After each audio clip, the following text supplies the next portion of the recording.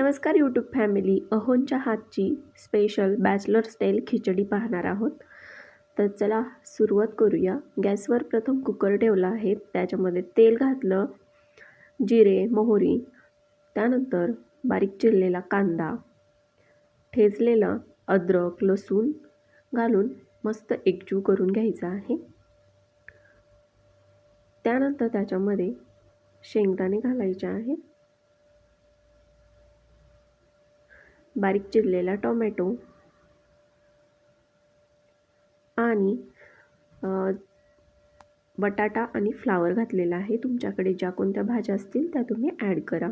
त्यानंतर सोयाबीन टाकलेलं आहे आणि छान एकजीव केलेला आहे. चवीनुसार मीठ घालायचं आहे आणि मसाले घालायचे आहेत. तर मसाल्यामध्ये इथे लाल तिखट, गरम मसाला आणि बिर्याणी मसाला घातलेला आहे. छान एकजीव करायचं, मसाले जळू नाही म्हणून त्याच्यामध्ये थोडंसं पाणी घातलेलं आहे. त्यानंतर त्याच्यामध्ये तांदूळ आणि मूग डाळ स्वच्छ धुवून टाकलेली आहे. हवं तेवढं पाणी घालायचं आहे. वरतून कोथिंबीर टाकायची आणि झाकण लावून 5 ते 6 शिट्ट्या करून घ्यायच्या आहेत. अशा पद्धतीने बॅचलर स्टाईल खिचडी तयार होते. व्हिडिओ आवडला तर लाईक, शेअर आणि सबस्क्राईब करा.